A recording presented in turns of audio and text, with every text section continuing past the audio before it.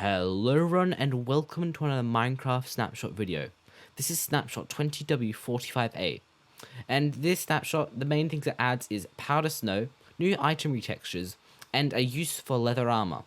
So if you hadn't seen the last snapshot video, I recommend you watch that one before this. So without further ado, let's get into the snapshot. So the first thing and the main thing added in this snapshot is powder snow. Powder snow was added due to the vote last year for the biome vote for the mountains biome, and powder snow was promised then. So powder snow is a new trap block that looks very similar to snow. It looks just like this, and when it's in your hand, it looks like this bucket with snow in it. Anyway, so what it does is a trap block, and if you step on it, you will fall through it. The way you get this powder snow is quite simple actually.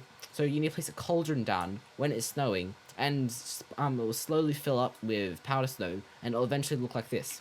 And if you just get a bucket, I can just get one here, and you can just right click on the cauldron, and it will in creative mode it takes it out, but it will fill up with powder snow. So powder snow is not affected by gravity, as you can see here, and it actually has an interesting effect if you go in survival mode. So if you go in survival mode and stand inside powder snow, you can see that a frozen kind of texture appears around the screen, and if you wait long enough, you'll get a frozen, like, not debuff, but it'll start to freeze anyway, and your hearts will go this blue color, and it's actually not that. So you can see here now that I've got blue hearts now, and I'm slowly starting to take damage. So if I wear a parts of leather armor will actually slow this effect, and when you're wearing a full set of leather armor, it's very, very slow. So if I'll just walk out of it now, and that's the wall. Okay, so if I walk out of it now, the freezing effect I'll start taking damage, and the freezing effect starts to fade away from my screen, and I can walk at normal speed now. Anyway, so another thing that the leather armor lets you do is, if you wear leather boots and you walk on powder snow, you actually won't fall through. It's the same for any entities as well. So you can see here's a armor stand with leather boots on, and it won't fall at all. So anyway, next is the item retextures.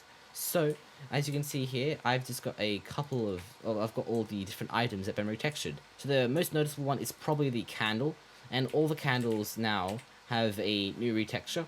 But yeah, anyway, next is the lightning rod. It has a slightly different texture. It's not as it's a little darker, I believe.